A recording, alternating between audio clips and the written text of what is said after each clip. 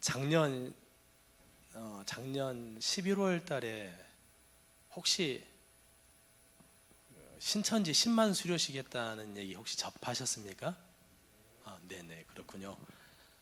목사님께서 소개를 이제 다 안 해주셨는데 저도 신천지에서 12년 정도 있다가 나왔습니다. 제가 2007년도에 신천지에 이탈했을 때 신천지인들이 약 4만 5천 명 정도였었는데 2018년까지 해서 결산한 인원이 20만 2천 명이었습니다. 그러니까 12년 동안 15만 명 이상이 증가했고 작년 한 해만 10만 명이 미혹돼서 10만 수료식을 했던 거죠. 신천지가 이단인지 다 알고 있음에도 불구하고, 다 알고 계시잖아요, 그렇죠? 그럼에도 불구하고 한국 교회에서 여전히 미혹되는 사람들이 아직은 증가하고 있는 입장이다라고 하는 거지요. 그 말은 무슨 말이냐 하면, 지금 나에게는 상관없으니까 라고 이렇게 외면할 문제는 아니고, 결국 한국 교회라고 하면 하나님의 자녀들이고 우리와 예수 그리스도의 보혈로 하나된, 한 가족된, 영적 가족 아니겠습니까? 가족된 그 영혼들이 예수님께서 핏값을 주고 사신 정말로 예수님 짜리들이 다 미혹되고 있다는 이런 사실 앞에 먼저는 우리 자신을 하나님 안에서 잘 지킬 수 있어야 되지 않을까라는 생각입니다. 그래서 아마 오늘 이 시간 저는 이렇게 의미가 좀 부여됐으면 좋겠습니다.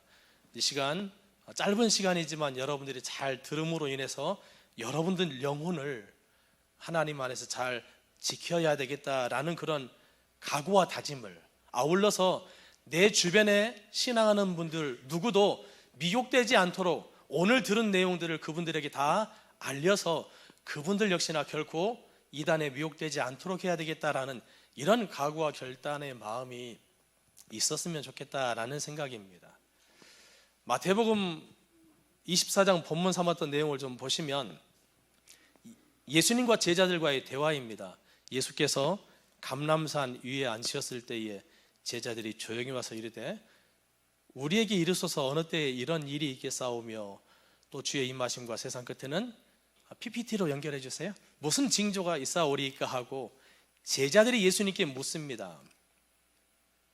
도대체 주 재림의 징조는 무엇입니까? 라고 물을 때 예수께서 대답하여 이르시되, 따라서 한번 하죠. 너희가 사람의 미혹을 받지 않도록 주의하라. 예수님께서 사람의 미혹을 받지 않도록 주의하라 하고 말씀하십니다. 다른 것은 다 제쳐두고라도 예수님께서 주의하라고 하셨으면 우리는 주의해야 되는 거죠. 그게 누구에게 하신 말씀이겠습니까? 주 재림 때를 살아가는 제자들과 같은 예수 그리스도를 영접한 우리들에게 하시는 말씀 아니겠습니까? 중요한 것은 예수님께서 주의하라고 했으면 우리는 주의해야 되는 거죠. 그럼 무엇을 주의해야 될까요? 사람의 미혹을 주의하랍니다. 어떤 사람의 미혹을 주의할까요? 5절 말씀에서는 이렇게 말하죠. 많은 사람이 내 이름으로 와서 이르되, 한 명, 2명, 5명, 10명 이 정도의 범위를 훨씬 벗어나는 개념이라는 것을 우리가 알 수 있습니다. 많은 사람이 누구의 이름으로 오느냐? 예수님의 이름으로 온다는 거죠. 그러면서 나는 그리스도라 하여 자기를 가리켜 자기를 예수님처럼 가장한다는 겁니다. 그런데 마지막 부분에 어떻게 표현되어 있느냐? 많은 사람이 자신을 가리켜 예수라고 한다 할지라도, 그리스도라 한다 할지라도 한 명도 미혹되지 않으리라 이렇게 끝나버리면 상관없을 것 같아요. 근데 5절 마지막 부분에서 예수님께서 하시는 말씀이 많은 사람을 미혹하리라 하고 이야기하는 것입니다.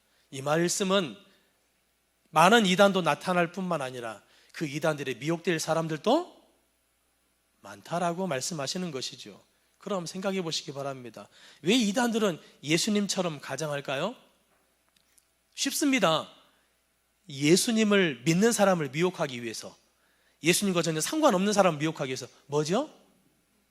예수님을 믿는 사람을 위해서, 미혹하기 위해서 예수님처럼 가정하는 것이겠죠. 그럼 우리 함께하는 교회 역시 마찬가지입니다. 내가 예수 그리스도를 나의 주와 그리스도로 믿고 있다, 고백하고 있다, 영접했다라고 한다면 사단이 우는 사자와 같이 삼킬 자를 찾아 헤매는데 누구를 찾아 헤매겠습니까? 마태복음 24장 24절에서는 이렇게 말합니다. 거짓 그리스도들과 거짓 선지자들이 나타나 큰 표적과 기사를 보여 할 수만 있으면, 같이 한번 읽어볼까요? 할 수만 있으면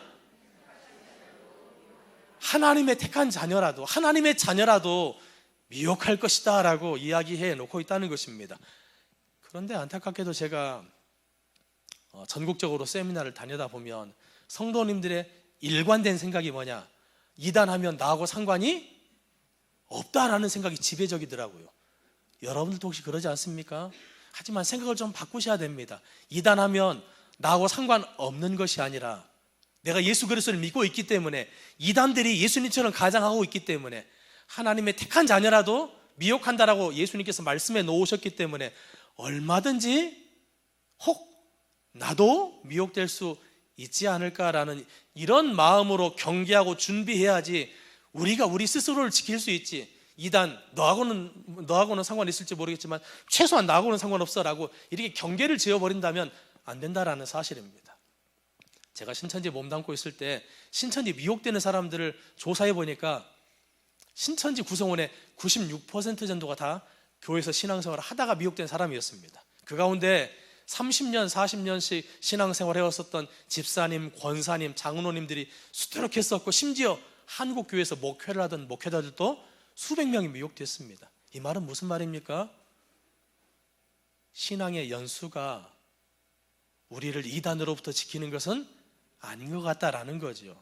내가 교회에서 어떤 직분을 맡아서 하고 있느냐가 이단으로부터 안전지대로 우리를 몰아내는 것은 아니다라고 하는 것입니다. 오히려 우리는 내가 오랫동안 신앙생활을 했지만 그럼에도 불구하고 얼마든지 나에게도 미혹될 수 있다라는 이러한 경각심을 갖고 있는 것이 훨씬, 나 지금 건강하잖아요, 그렇죠? 그렇다고 해서 우리가 비행기 타고 중국 갈 수는, 우한을 갈 수는 없지 않습니까?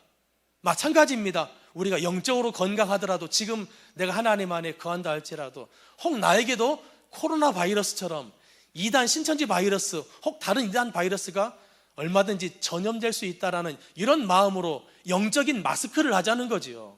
영적인 방호복을 입자는 거죠. 그런 측면에서 오늘 이 시간이 여러분들과 저에게 의미가 있었으면 좋겠습니다. 이단의 문제는 비단 오늘날만의 문제는 결코 아닙니다. 초대교회 때부터 성경을 좀 인용해서 표현해 보자면 해 아래 새로운 이단은 존재하지 않습니다. 이미 예수님께서 떠나가실 때부터 이단은 파생되었었고 교회사 가운데 한 번도 이단이 없었던 적이 없습니다. 심지어 초대교회사, 예수님께서 승천하시고 난 다음에 그 제자들이 복음을 증거하고 전파해서 그 아시아에도 유럽에도 교회가 막 생겨났을 때 그때도 역시나 이단들이 있었습니다. 교회 안에 심지어 침투하는 이단들도 참 많이 있었습니다. 고린도 교회에 대해서 한번 살펴볼 건데요, 고린도후서 11장 13절 이하에 보니까 그런 사람들은 거짓 사도래요. 거짓 사도가 나타났습니다. 거짓 사도인데 속이는 일꾼이라고 이야기합니다. 자기를 누구라고 가정합니까? 그리스도의 사도로 가정합니다. 이것이 이상한 일이 아니래요. 왜? 사단은 항상 가정에 왔으니까 라고 말합니다. 그렇다면 어떻게 속이는 일꾼이, 거짓 사도가 이 고린도 교회 안에서 속였느냐라고 하는 부분을 우리가 생각해 보시면 좋겠습니다. 4절 말씀을 우리 같이 한번 읽어보시도록 하죠. 고린도후서 11장 4절입니다. 시작.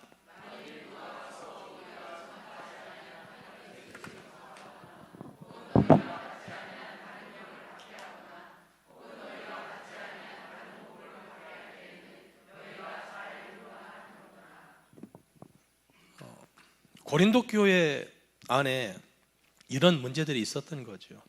만일 누가 가서 우리가 전파하지 아니한 예수가 아닌 다른 예수를 전파하거나, 너희가 받지 아니한 다른 영을 받게 하거나, 너희가 받지 아니한 다른 예수를 받게 할 때 이 고린도 교회가 그런 다른 복음, 다른 영, 다른 예수를 정리했을 때 잘 막아냈더라 이렇게 쓰였으면 얼마나 좋았겠습니까만, 안타깝게도 고린도 교회는 너희가 너무나 쉽게 너무나 잘 용납해 버렸다라고 말하는 거죠. 아니, 고린도 교회는 복음을 붙들었던 자들 아니겠습니까? 예수님을 온전히 믿었었던 사람들 아니겠습니까? 그런데 속이는 자들이 나타나서, 거짓 사도들 나타나서 예수가 아닌 다른 예수를 전하는 거지요. 복음이 아닌 다른 복음을 전하는데도 이 고린도 교회가 그냥 쉽게 용납해 버린 것입니다. 왜 용납했을까요? 물론 여러 가지 이유가 있겠죠. 하지만 간결하게 이 시간 정리해 본다면, 만약에 고린도 교회가 복음에 대한 절대 기준을 가지고 있었다면, 예수에 대한 절대 기준을, 흔들리지 않는 절대 기준을 가지고 있었다면 다른 복음을 받아들일 수 있었을까? 다른 예수를 받아들일 수 있었을까? 생각해 봐야 됩니다. 고린도 교회에 복음에 대해서, 예수에 대한 절대 기준을 가지고 있지 못한 사람들이 있었기 때문에 쉽게 용납해 버리는 경우들이 있었다라는 거죠. 오늘날 이단도 마찬가지입니다. 어떤 이단들은 특별한 기적으로 우리에게 다가오는 사람들이 있습니다만, 그런 이단은 차치해 두고 오늘은 성경 공부를 통해서 우리를 미혹하는 그런 이단들에 대해서 살펴보고자 합니다. 속이는 자들이 복음이 아닌 다른 복음, 예수가 아닌 다른 예수로 고린도 교회 성도들을 유혹했던 것처럼, 오늘날 한국 교회에도 신천지와 같은 이단들은 무엇을 가지고 우리에게 접근하느냐 하면, 성경을 가지고 우리에게 접근해 오더라는 거지요. 여호와 증인도 마찬가지죠. 하나님의 교회 사람들도 마찬가지죠. JMS도 마찬가지죠. 이런 류의 이단들을 교리형 이단이라고 말합니다. 무슨 말이냐? 성경으로 미혹하는 자들이다라는 말입니다. 너무나 안타깝게도 이단은 사기꾼들입니다. 분명하게 영적인 사기꾼들이 분명합니다. 안타깝게도 그 영적인 사기꾼들이 사기 도구로 무엇을 사용하느냐? 하나님의 말씀인 이 성경을 사용하더라는 거죠. 도대체 그럼 어떻게 우리를 현혹하고 미혹해 오느냐? 제가 실예를 좀 들어드리도록 하겠습니다. 예수님께서 유대인들과 대화하는 내용이 요한복음 2장 19절 이하에 나와 있습니다. 예수님께서 너희가 이 성전을 헐라 내가 사흘 만에 일으키겠다라고 말씀하십니다. 그랬더니 유대인들의 반응은 어떻습니까? 아니, 어떻게 이 건물의 성전을 네가 사흘 동안 다시 일으키겠다라고 하느냐? 이것은 지금 46년 동안 계속 지어오고 있는데 이것을 어떻게 네가 단 3일 만에 일으키겠다라고 하느냐? 네가 지금 미친 것 같다, 제정신이 아닌 것 같다라는 반응이 유대인들의 반응이었습니다. 예수님께서 성전을 헐라라고 했을 때 그 성전을 유대인들은 건물의 성전, 문자 그대로 건물의 성전으로 이해하고 받아들였던 것입니다. 하지만 예수님께서는 21절 말씀에서 성전된 자기 육체를 가리켜 말씀하셨다라고 말하는 거죠. 그러니 예수님께서 성전을 헐라 했을 때 이런 말씀이었던 거죠. 너희들이 나를 죽이면 내가 3일 만에 다시 살아날 것이다, 부활할 것이다 라고 하는 이런 의미를 담아서 너희가 이 성전을 헐면 내가 사흘 만에 일으키겠다라고 비유로 말씀하신 것입니다. 그러니 예수님께서 비유로 말씀하셨을 때 그 비유는 문자 그대로 받아들이면 유대인들처럼 오해하게 되는 거지요. 그 비유의 말씀 안에 어떤 뜻이 있는지 깨달아야지 우리가 예수님 말씀을 이해할 수 있는 것입니다. 이런 거죠. 성전을 문자 그대로 받아들이면 오해하는 것이고, 반면에 그 이면에 무슨 뜻이 있는지를 깨달았을 때 비로소 이해하는 것입니다. 그런데 예수님께서 마태복음 13장 34절 말씀 보니까 예수께서 이 모든 것을 무리에게 비유로 말씀하시고 비유가 아니면 아무것도 말씀하지 아니하셨으니 라고 이야기합니다. 예수님께서 비유로 말씀하셨다라고 말합니다. 그럼 예수님께서 비유로 말씀하셨으면 비유를 문자 그대로 받아들이면 되겠습니까? 안 되겠습니까? 안 되겠죠? 그 비유의 이면에는 무슨 뜻이 있는지를 우리가 깨달아야만 하는 것입니다. 마가복음 4장 34절 보니까 비유가 아니면 말씀하지 아니하시고 다만 혼자 계실 때에 제자들에게는 그 비유로 말씀하신 모든 것들을 다 뭐 해주십니까? 해석하시더라 하고 이야기합니다. 그러니 예수님께서 비유로 말씀하시고 제자들에게는 홀로 있을 때 그 모든 비유를 해석해 주심으로 말미암아 제자들은 그 비유의 이면에 무슨 뜻이 있는지를 깨닫게 되었지만, 반면에 유대인들은 문자 그대로 받아들이다 보니까 예수님 말씀을 이해할 수 없었던 것입니다. 그런데 예수님께서 비유로 말씀하신 것을 깨닫는 것과 깨닫지 못하는 것이 왜 중요하냐? 마가복음 4장 11, 12절에서는 이렇게 말합니다. 모든 것을 비유로 하나니 이는 그들이 보기는 보아도 알지 못하며 듣기는 들어도 깨닫지 못하게 하여, 깨닫지 못하면 어떻게 되는 거죠? 돌이켜, 같이 읽습니다. 돌이켜 죄사함을.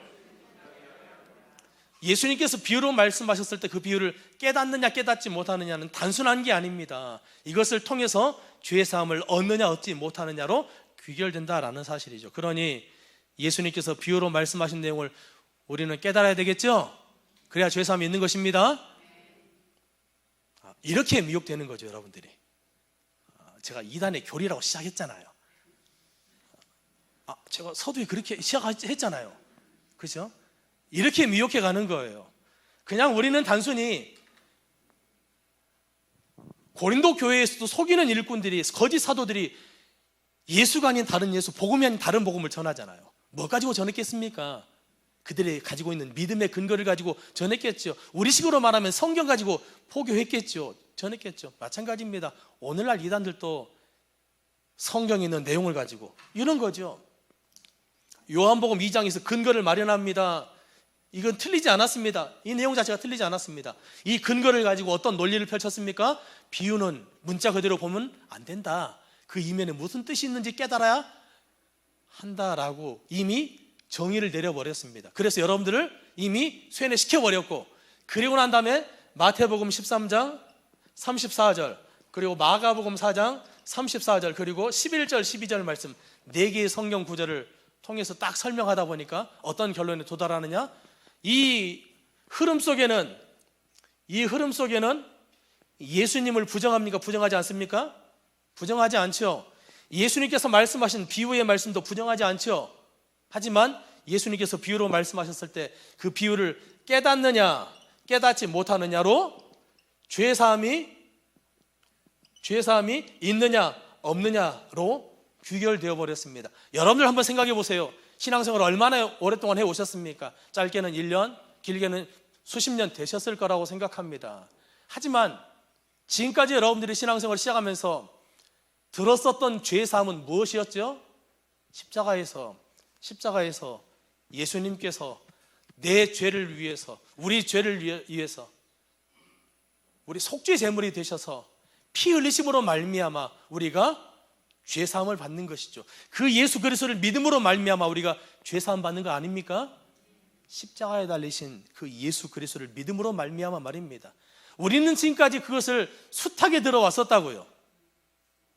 이 복음에 대해서, 이 구원에 대해서, 이 죄사함에 대해서 숱하게 들어왔었다고요.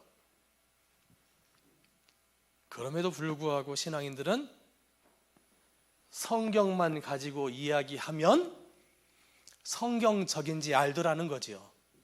하지만 그렇지 않습니다. 성경 가지고 연결하더라도 성경적이지 않을 수 있다는 사실을 아셔야 됩니다. 기억하세요, 여러분들. 신천지 가서 성경 공부하잖아요. 2시간 동안 성경 외에 다른 내용은 하나도 하지 않습니다. 오히려 감동받는다니까요. 정말입니다.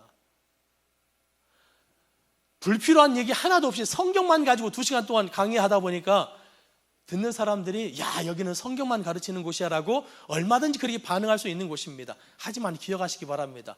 성경을 가지고 이야기한다 할지라도 성경적이지 않을 수 있다는 것을 꼭 좀 마음에 새겨 두셔야 됩니다. 여러분들 기억을 돕기 위해서 제가 예를 하나 들어보겠습니다.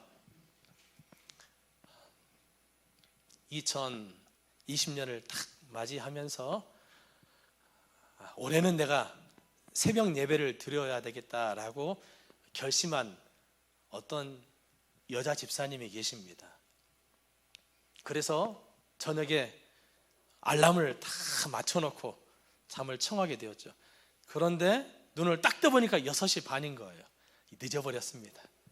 그래도 하나님 앞에 결단한 것이 있기 때문에 목욕탕에 가서 깨끗하게 씻고 난 다음에 하나님 앞에 방 한켠에 구석에 딱 가가지고 무릎을 꿇고 기도하기 시작합니다. 한참을 기도했습니다. 기도가 다 끝나고 난 다음에 무릎 앞에 놓여져 있는 성경책을 딱 하니 들더니 주여 오늘 말씀을 주시옵소서 하고 성경을 딱 폈습니다. 그랬더니 마태복음 27장 5절 말씀이 눈에 딱 들어오는데 가룟 유다가 목을 메어 죽은지라 하고 딱 써 있습니다. 그래서 덮었죠. 그리고 다시 조심스럽게 성경을 열었습니다.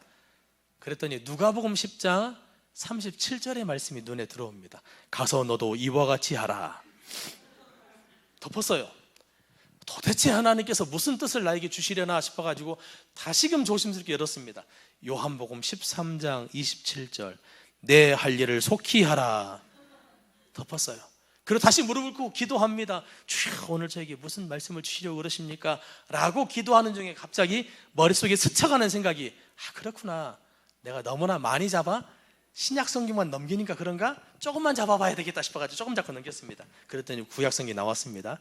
열왕기상 18장 21절 어찌하여 둘 사이에서 머뭇머뭇거리느냐.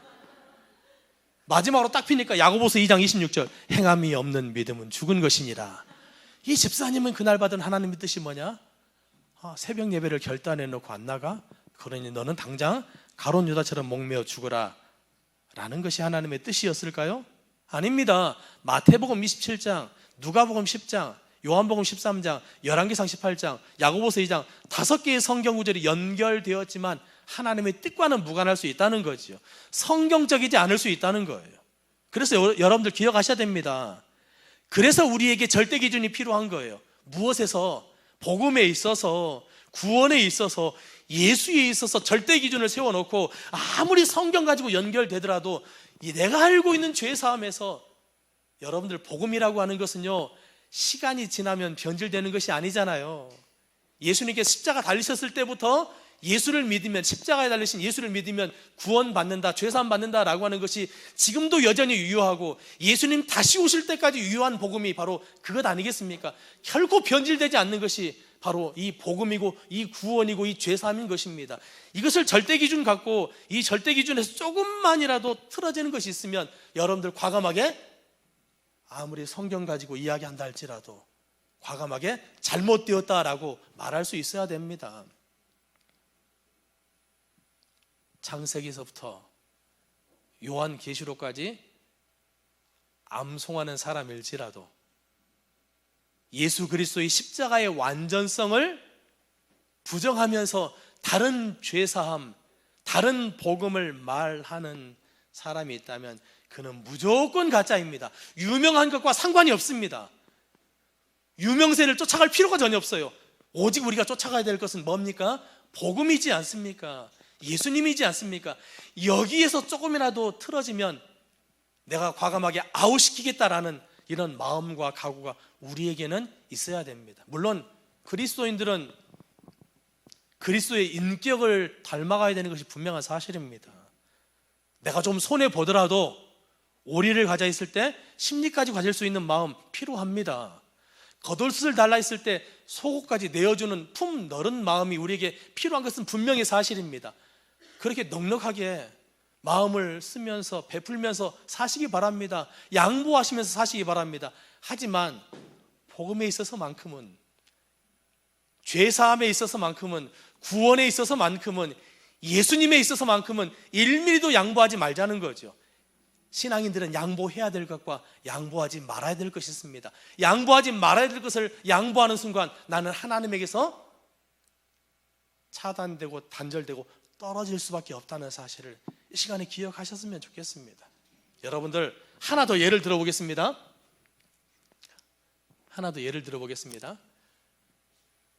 예수님께서 모든 것을 비유로 다 말씀하셨나요? 그러지 않습니다.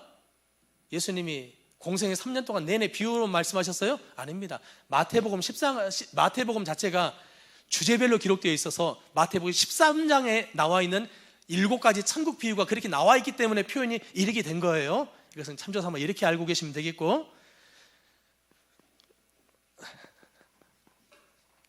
이거 맞는 거 아니야 이렇게 생각하실까 싶어가지고 제가 말씀드린 겁니다. 연결하지 말아야 될 내용입니다. 연결하지 말아야 될 내용입니다. 이거 듣고 나 신천지 한번 가봐야 되겠다 생각하시면 제가 잘못 온 거죠. 큰일 납니다. 어떤 회사에서 요새 아주 공기질이 많이 나쁘지 않습니까? 그래서 공기청정기를 만드는 회사에서 사장님이 직원들을 딱 모아놓고 2월 달까지 해가지고 이 공기청정기 남아있는 공기청정기 28개를 다 팔라고 이렇게 지시를 합니다. 그랬더니 그 중에 직원이 한 명 손을 딱 들더니 사장님, 직원이 7명이니까 한 사람이 13개씩을 팔면 28개를 다 팔 수 있겠습니다 라고 말하니까 아니야, 사장님이 하는 말이 직원이 7명이니까 한 사람이 4개씩만 팔면 28개를 다 팔 수 있어 라고 말하니까 직원이 앞으로 딱 하니 나오더니, 이런 화이트보드 앞으로 딱 하니 나오더니 사장님 보세요, 직원이 7명이죠? 한 사람이 13개씩 팔아야 됩니다. 7, 3, 21, 7일은 7 보세요 사장님, 7명에서 13개씩 팔아야지 28개를 다 팔 수 있다니까요 라고 말하니까 무슨 이런 계산법이 다 있냐고 사장님 벌쩍 뛰죠. 그랬더니 사장님 보세요, 자 공기청정기 28개 있죠? 직원이 7명입니다. 7일은 7 보세요 사장님, 7, 3, 21 7명에서 13개씩 팔아야지 다 팔 수 있습니다 라고 말하는 거죠. 야 이것도 잘못됐다 라고 말하니까 사장님이 오죽 답답했겠어요. 그래서 앞으로 딱 나와서 사장님이 잘 봐라, 1명, 2명, 3명, 4명, 5, 6, 7 3, 6, 9, 12, 15, 18, 21 하더니 갑자기 직원이 나오더니 22, 23, 24, 25, 26, 27, 28 사장님 보세요, 7명이서 13개씩 팔아야지 28개를 다 팔 수 있습니다 라고 말하는 거죠.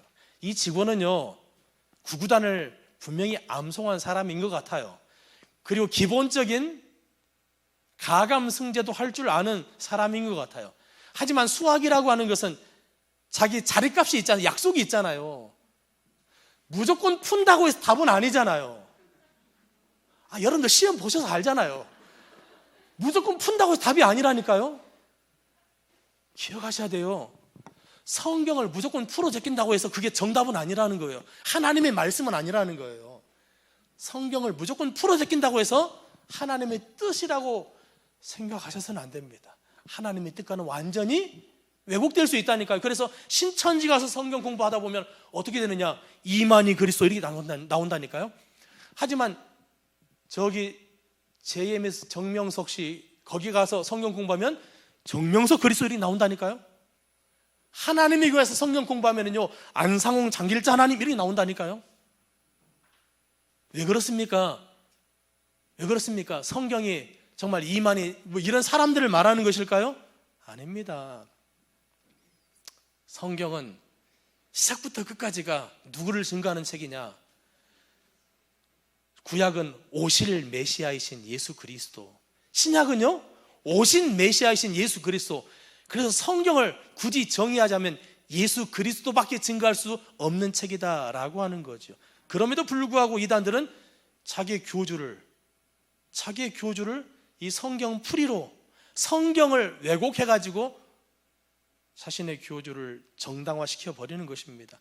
그래서 여러분들 최소한 우리가, 제가 서두에 강조하고 싶은 것은 바로 그겁니다. 복음에 대해서 절대로 양보하지 않는 마음. 내가 들었던 거다고 뭔가 생소해요. 그럼 내가 들었던 것이 잘못된 것일까요? 생소한 것이 잘못된 것일까요? 이렇게 쥐어져도 답이 안 나오면 안 됩니다. 내가 들어서 알고 있는 게 답일까요? 생소한 것이 처음 들어보는 게 답일까요? 그렇죠. 복음은 익숙한 거예요. 복음은 절대로 새로운 것이 아닙니다. 복음 처음 만났을 때 마치 만나처럼 희한하게 나에게 감동을 주는 것이지만 40년 동안 계속 먹는 그것이라니까요. 절대 그 만나는 변하지 않는 거예요. 절대 복음이라고 하는 것은 변하지 않는 것이라니까요. 절대 예수는 하나님의 나라일 때까지 변하지 않는 것이라니까요. 이 기준을 꼭 좀 가지시고 뭔가 처음 들어본다, 새로운 구원을 이야기한다, 무조건 가짜입니다. 이런 마음과 기준을 우리가 가짜라는 거죠. 어떤 곳 가보니까 성경을 너무나 줄기차게 잘잘잘 쫙 풀어나간다, 아닙니다. 속아 넘어갈 수 있습니다. 그런 현란함에 빠지지 마시기 바랍니다. 복음은요 너무나 단순하지만 너무나 심오하고 깊은 거예요. 생각해 보세요. 여러분들 평생 물구나무 서야 구원 줄 수 있다라고 하면 누가 그렇게 살겠어요? 근데 예수 믿으면 십자가 달려서 예수 믿으면 구원 받는다. 너무나 단순하게 우리에게 제시했지만 그 예수를 믿는다는 것은 너무나 깊이 있는 의미가 그 안에 내포되어 있지 않습니까? 이게 바로 하나님이 우리에게 주신 은혜이죠. 여러분, 그래서 우리는 이단들이 우리에게 접근해 올 때 잘 분별이 안 될 수 있습니다. 왜요? 성경 가지고 이야기하니까. 처음부터 여러분들한테 접근해가지고 이만희 한번 믿어봐 라고 말하는 사람이 있겠습니까? 삼길자 하나님이 엄마 하나님이 있다니까 믿어봐 이렇게 말하겠습니까? 그렇지 않다니까요. 그냥 우리가 알고 있는 예수님을 증거하기 시작하다가 조금씩 왜곡시켜 나가는 거예요. 조금씩 왜곡시키는 것을 언제 발견할 수 있겠습니까? 내가 알고 있는 구원과 달라졌을 때, 내가 믿고 있는 믿음의 대상이신 하나님, 삼일체 하나님과 달라졌을 때, 여러분들은 성경을 아무리 가르치는 사람이라 할지라도 내가 알고 있는 삼일체 하나님과 내가 알고 있는 구원과 내가 알고 있는 예수님과 다르다면 무조건 거기는 잘못됐다라고 결론 지어야만 되는 것입니다. 아시겠죠? 하지만 그게 쉽지 않습니다. 이론하고 현실로 나에게 다가왔을 때 하고 참 차이가 많이 날 수 있습니다. 그럼에도 불구하고 지금 이 시간에 들었던 내용들을 꼭 좀 마음속에 잘 새겨두시면 좋겠습니다. 따라서 한번 하죠. 성경을 연결하더라도 성경적이지 않을 수 있다. 왜 목회자들이요 신학을 합니까? 왜 신학을 하죠? 왜 수학을 제대로 공부하죠? 그 약속까지 지키면서 정답을 내기 위해서 아니겠습니까? 마찬가지입니다. 목회자들이 신학을 공부하는 이유는 성경을 제대로 하나님의 뜻 안에서 해석해서 성도님들에게 깨우쳐 주기 위해서 공부하는 거라고요. 그러니까 아무렇게나 풀어서 낀다고 해가지고 성경적이다라고 말할 수 없다라는 것입니다. 이단들이 우리에게 와가지고 그래 함께하는 교회 성도님들도 구원받지만 우리 신천지도 구원받습니다 라고 말하지 않습니다. 이단들은 한결같이 뭐라고 이야기하느냐? 함께하는 교회는 구원이 없어요. 여러분들이 지금 믿고 있는 믿음도 잘못된 거예요. 여러분들의 신앙생활도 잘못된 거예요. 오직 우리에게만 와야지 구원받을 수 있고 제대로 된 신앙을 하는 것이고 하나님을 제대로 참되게 섬기는 것입니다 라고 말합니다. 이단들은 다. 그럼 생각해 보시기 바랍니다. 이단들이 자연스럽게 우리가 믿고 있는 신앙 고백을 부정할 수밖에 없는 거죠. 그렇죠? 우리가 믿고 있는 구원을 흔들기 시작합니다. 우리의 신앙생활, 교회, 목회자 모든 것들을 다 부정해 가기 시작합니다. 어떻게 해요? 성경 가지고 말입니다. 제가 예를 들어 보겠습니다. 빌립보서 2장 12절은 사도 바울이 로마 감옥에 있을 때 보낸 편지입니다.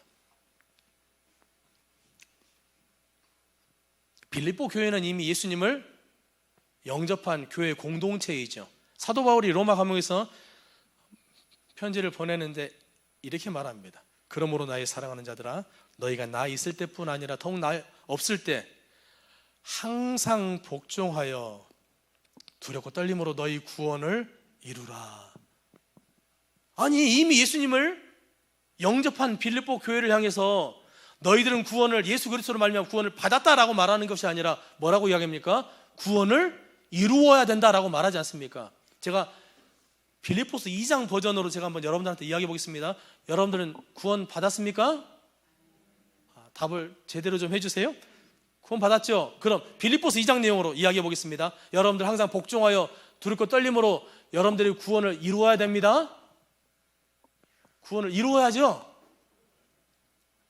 그래요. 그럴 때는 화이트가 좋습니다.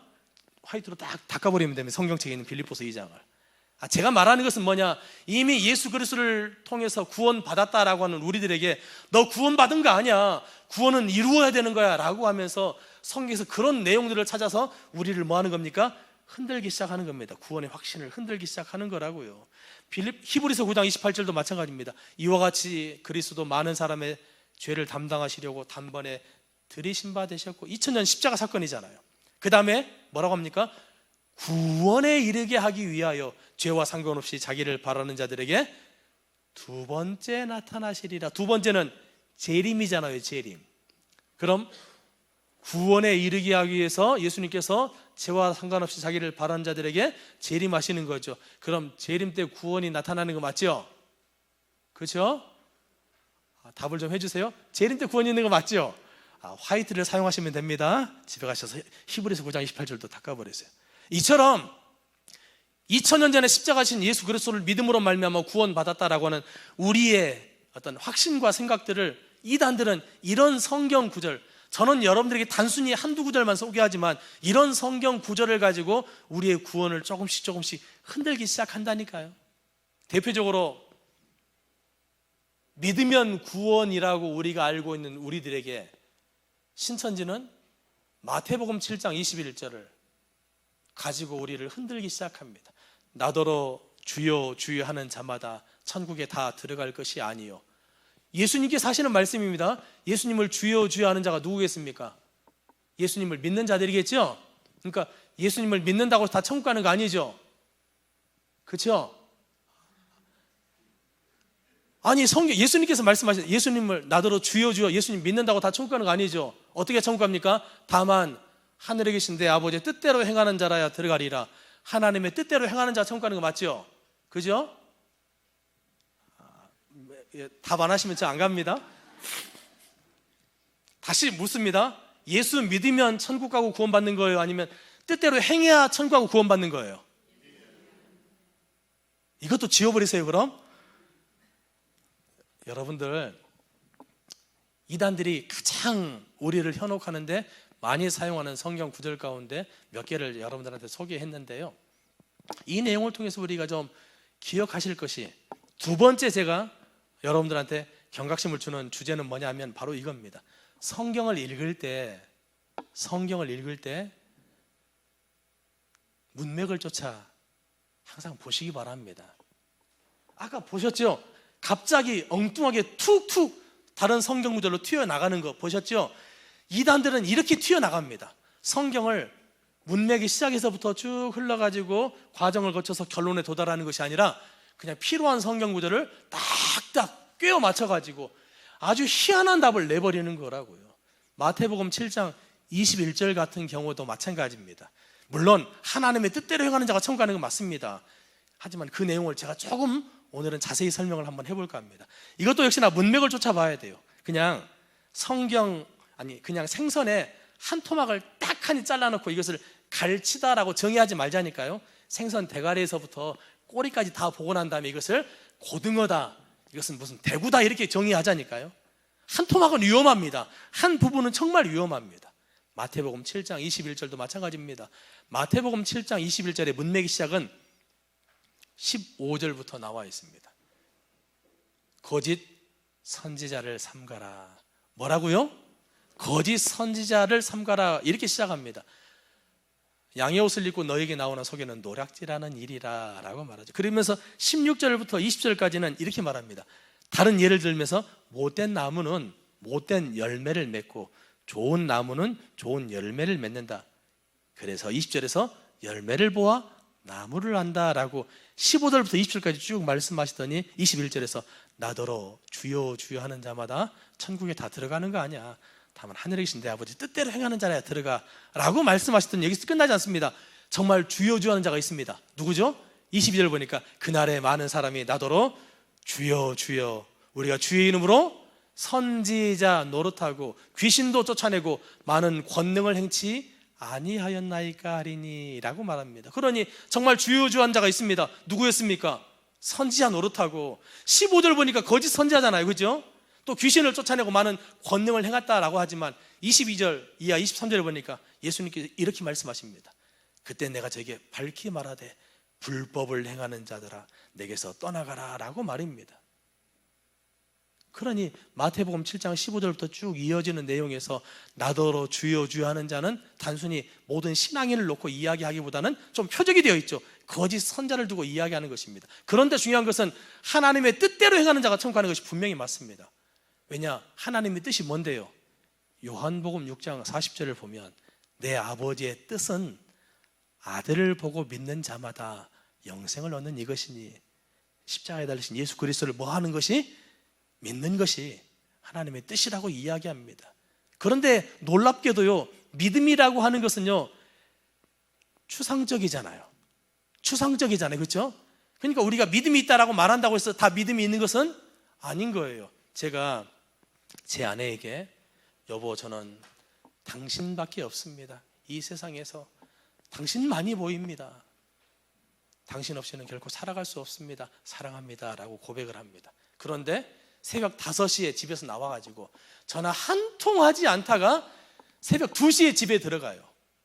하루도 빠지지 않고 매일같이 365일 다니면서 기념일도 챙기지 않고 밥을 먹었는지 말았는지 신경도 전혀 안 쓰고, 그리고 난 다음에 아내한테 또 여보, 저는 당신밖에 없습니다 라고 하면 제 아내가 야, 이 남자는 나밖에 없는가 보구나 라고 생각하겠습니까? 아니죠. 철석이죠. 철석. 사랑한다는 말로 사랑하는 것은 아닌 거죠.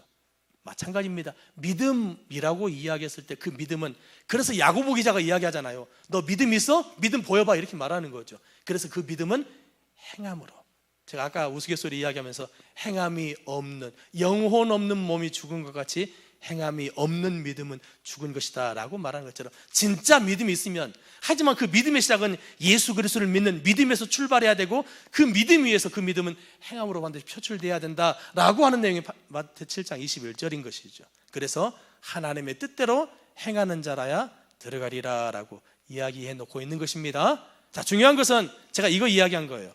문맥을 쫓아 성경을 봐야 된다. 이단들은 그래서 여호와 증인 만나서 이야기해 보셨죠? 갑자기 뜬금없이 여기 갔다가 구약 갔다가 신약 가고, 신약 갔다가 구약 가고, 구약 여기저기를 막 들쑤신다고요. 하지만 그렇게 보면 성경은 잘못하면 오해할 수 있고 왜곡될 수 있는 것입니다.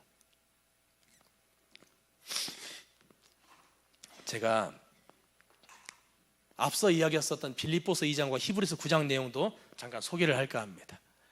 이 내용은 제가 이런 내용을 통해서 설명을 좀 드려볼까 합니다. 제가 예를 하나 들어보겠습니다. 우리가 예수 그리스도를 영접하기 이전에는 우리는 죄인이었습니다. 죄인이었죠. 그런데 죄인이었던 우리가 예수 그리스도, 십자가 지신 예수 그리스도로 말미암아 우리는 뭐가 되었느냐? 의인이 되었죠. 의인이 되었죠. 그런데 이 과정과 관계를 제가 달리 예를 좀 들어보겠습니다. 더러운 죄 가운데 있었다라는 측면에서 우리가 과거 예수님을 영접하기 전에는 거지였었다, 이렇게 빗대어서 한번 이야기해 볼게요. 거지로 살아왔었다, 거지였었다.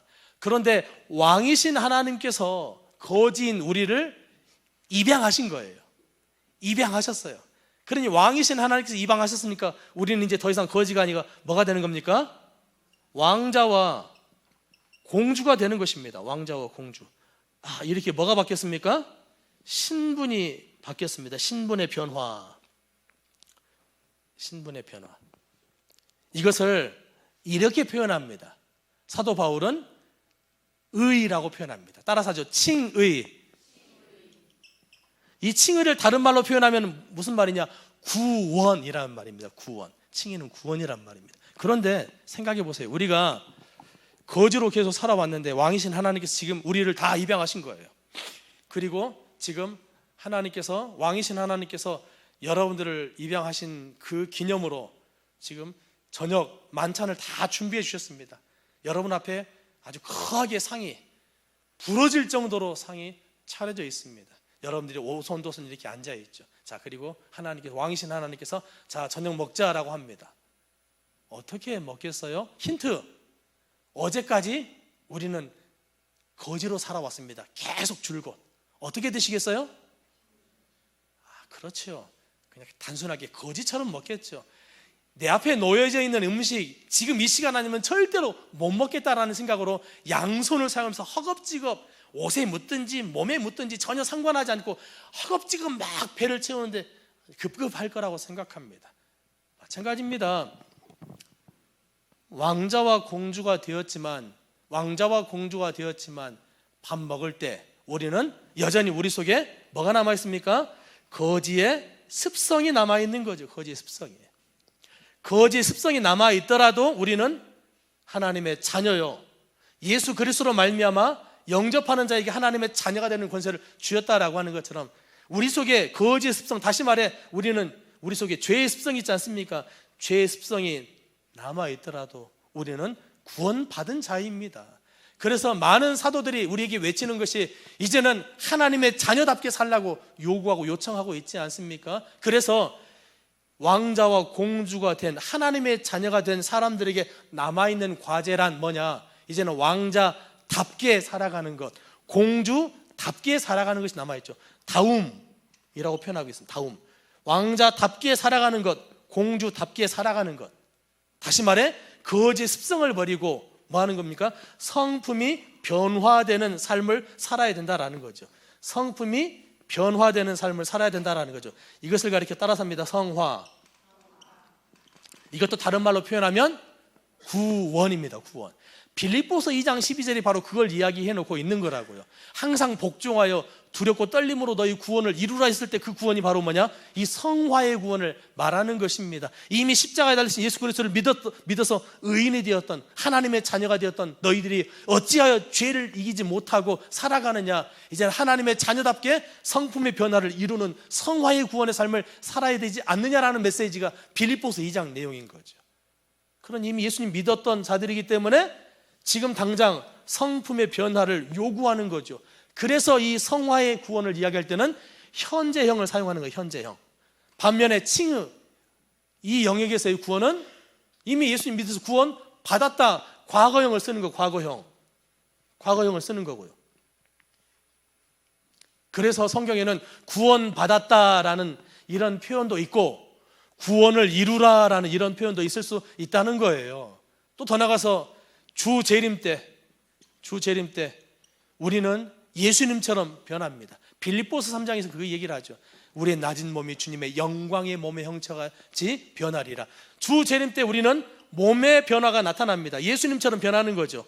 이 몸의 변화를 사도 바울은 로마서 8장에서 이렇게 표현합니다. 따라서 하죠. 영화. 이것도 다른 말로 표현하면 뭡니까? 구원입니다. 구원. 이것은 주 재림 때 나타나는 것이기 때문에, 주 재림 때 나타날 것이기 때문에 이것을 미래형, 구원을 얻을 것이다, 구원을 받을 것이다 라고 미래형을 사용하는 것입니다. 그러니 성경에서는 구원 받았다, 구원을 이루라, 구원을 얻을 것이다 라는 이런 표현들이 쓰일 수 있다라는 사실이죠.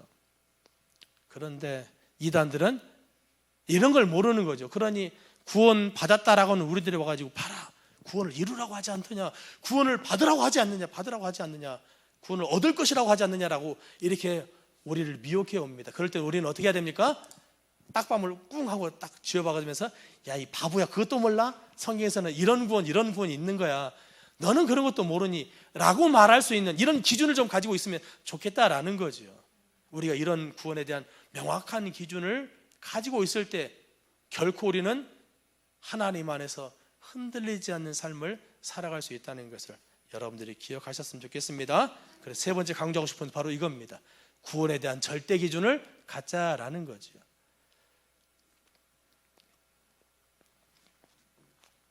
제가 그 얘기를 해놓은 겁니다. 그래서 여러분들 이 내용을 통해서 꼭 선물 같은 성경 구절을 하나 제가 소개해드리고 싶은 것은 히브리서 9장 12절입니다. 히브리서 9장 12절. 염소와 송아지의 피로 하지 아니하고 오직 자기 피로 영원한 속죄를 이루사. 같이 한번 읽어보겠습니다. 염소와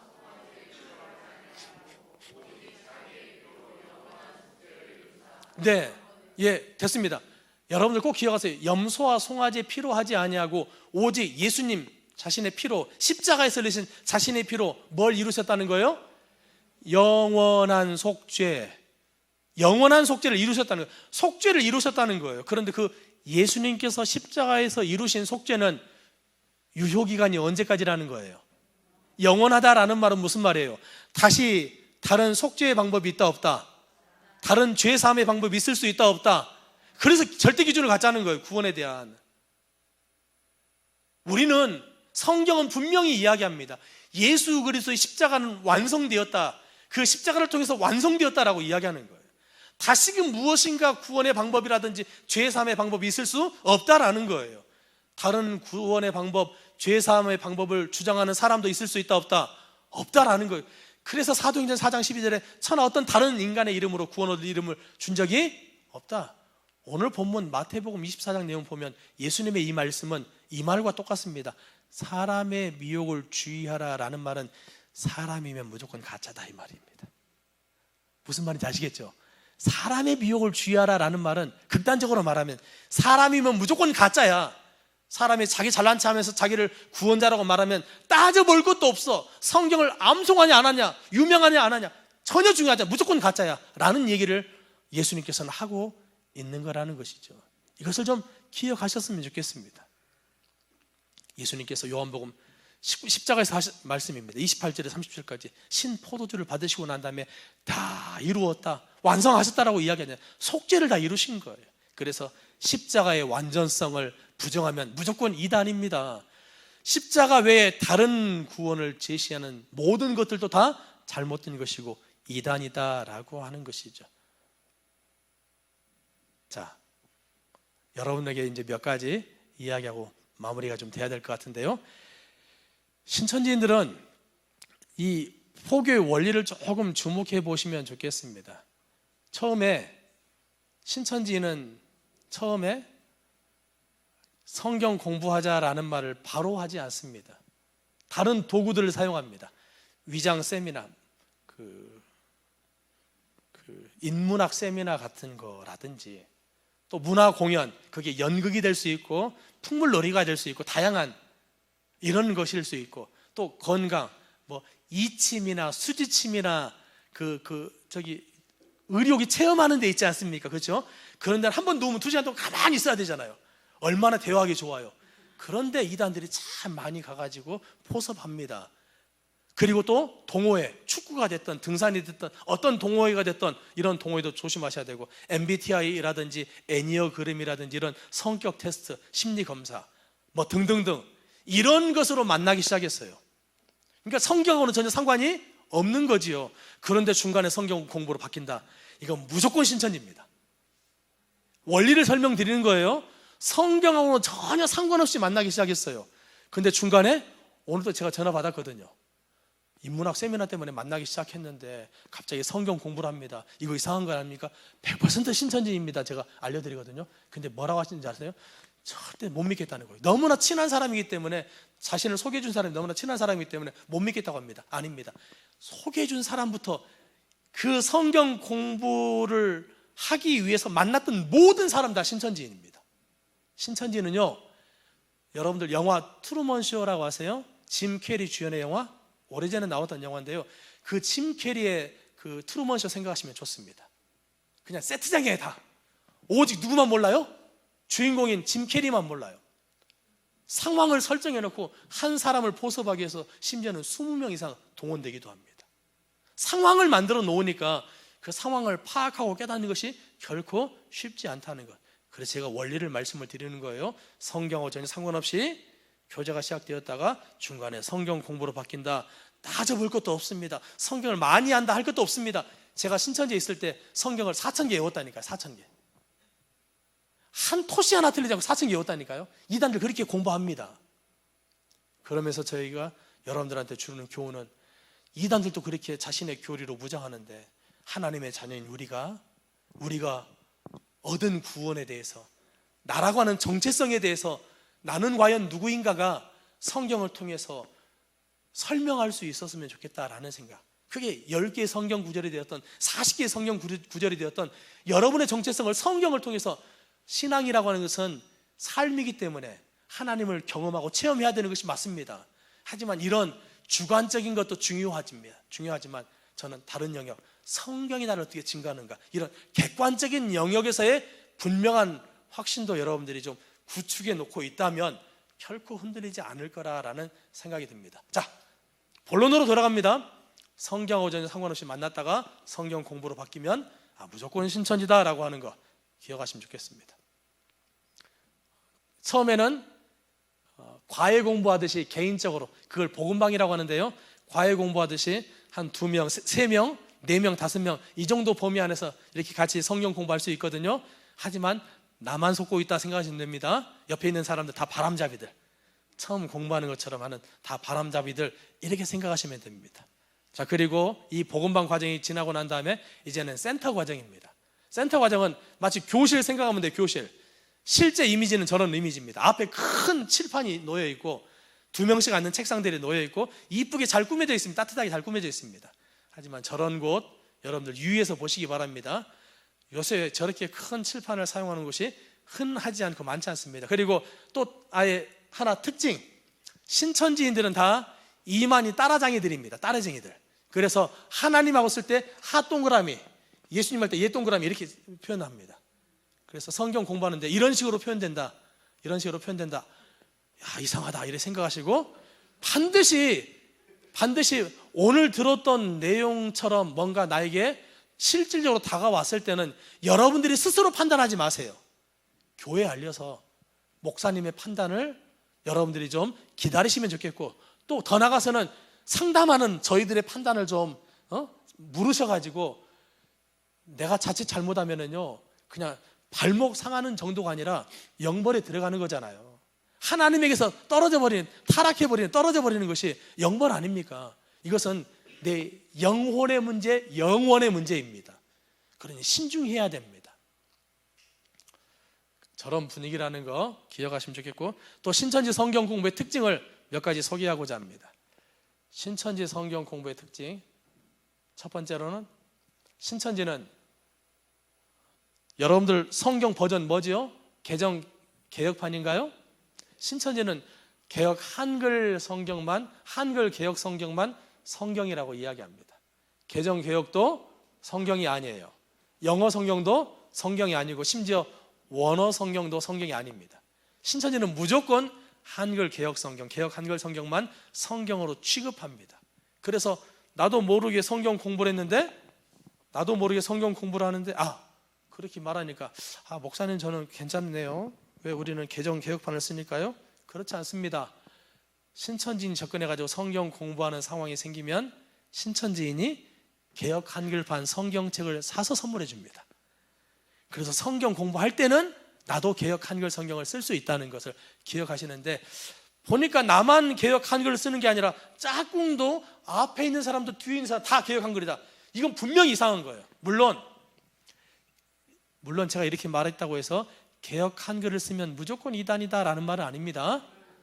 이거 꼭 구분 지으셔야 돼요. 왜냐하면 교회에서 아직도 개혁 한글 성경을 쓰는 경우들이 있어서 개혁 한글을 가지고 다니면 무조건 이단이다 이렇게 취급할 것은 아니고, 교회 밖에 넘어가서 나도 모르는 사이에 성경 공부를 하는데 나도 개혁 한글이고 너도 개혁 한글이고 다 개혁 한글이다, 이것은 100% 신천지입니다.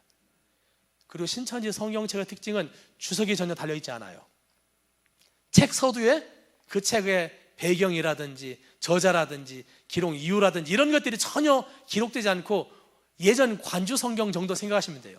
그냥 책 머리 위에서부터, 종이 위에서부터 아래까지 빼곡하게 성경만 쓰여져 있는 이런 개혁 한글 성경책을 나도 너도 다 가지고 있으면 이런 성경 공부는 이상하다, 많이 넘어가 버렸구나.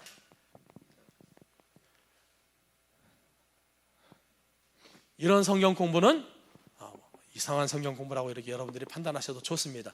첫 번째, 이게 신천지 특징입니다. 신천지를 분별할 수 있는, 나도 여러분들 신천지인들이 명찰을 달고 이마에다 이렇게 이름을 나 신천지인하고 써놓고 우리를 포섭하는 게 아니잖아요.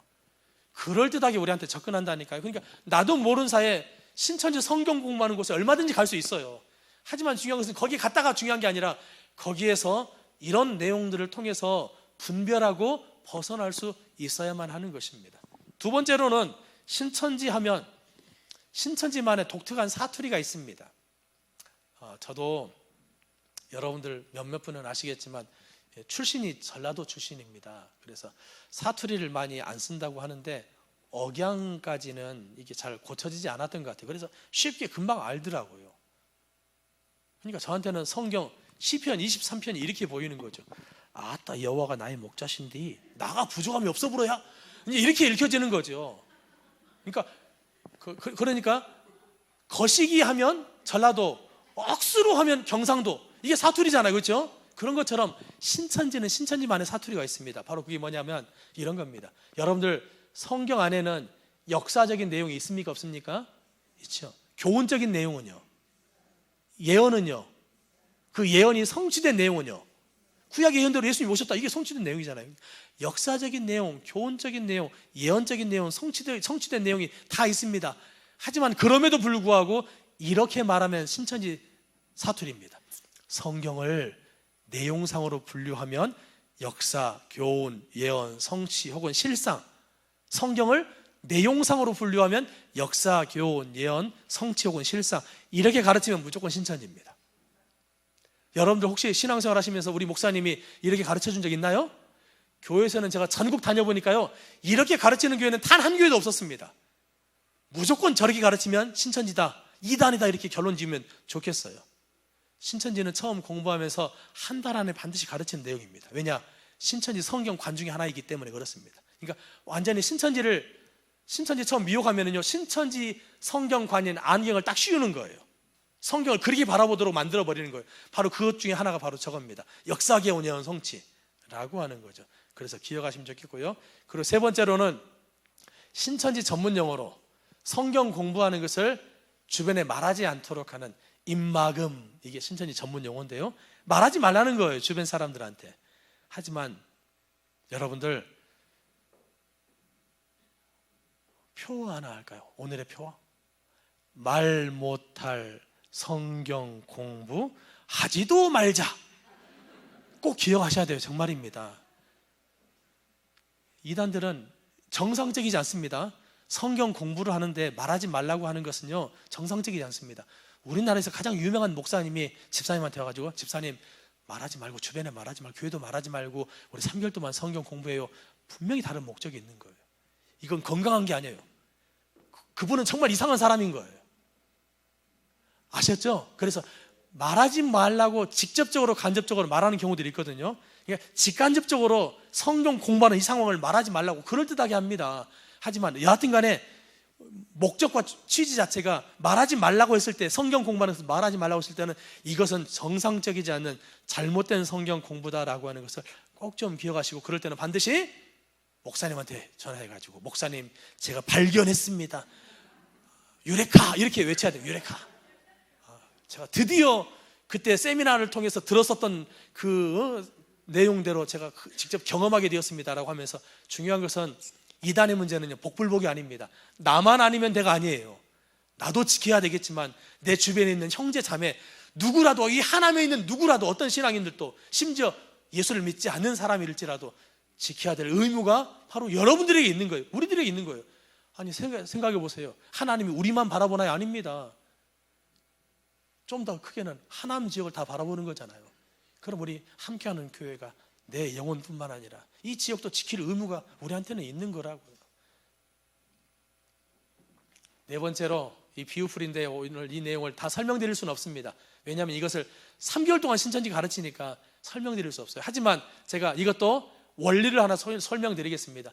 신천지는 처음에 공부하면 한 7개월 동안 공부하거든요. 이제 복음방 한 2달 공부하고 난 다음에 본격적으로 교실 같은 데 가가지고 한 7개월, 8개월 정도 공부하는데, 초등, 중등, 고등이라는 과정을 거칩니다. 그런데 그 초등 배울 때 그 주제가 바로 비유풀이입니다. 비유풀이. 아까 제가 여러분들 구원에 대해서 왜곡시킬 때 설명드렸던 내용이 있죠.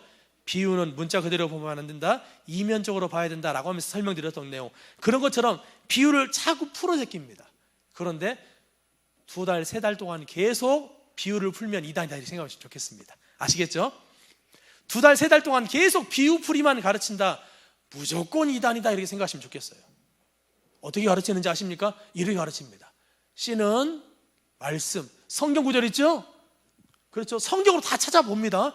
A는 B라는 식으로, C는 말씀, 밭은 뭐, 나무, 가지, 잎, 열매, 양식, 누룩, 그릇, 절, 지팡이, 계속해서 뭐는 뭐다라는 식으로 이렇게 비유를 3달 동안 계속 풀어가요. 2-3달 동안. 그런데 특징이 보입니까? 제가 잠깐 언급했던 것처럼 비유는, 신천지의 2단의 비유풀의 특징이 보입니까? 여러분들 이렇게 보이죠? 항상 은유식으로 끝나요. 은유식으로. A는 B, C는 말씀, 나무는 뭐, 뭐는 뭐, A는 B라는 이런 은유식으로 결론 지어지는 성경 공부를 2달 이상 3달 동안 계속하면 무조건 이단이다 이렇게 결론 지으면 좋겠습니다. 아무리 성경을 찾아서 풀어가더라도요. 성경은 저렇게 막 널뛰기 하듯이 뛰어가는 거 아닙니다. 성경은 문맥을 쫓아봐야 됩니다. 완전히 왜곡시키기 위해 가장 좋은 거죠. 그래서 모든 교리형 이단들은 비유풀을 다 합니다. 왜? 가장 왜곡시킬 수 있는 내용이거든요.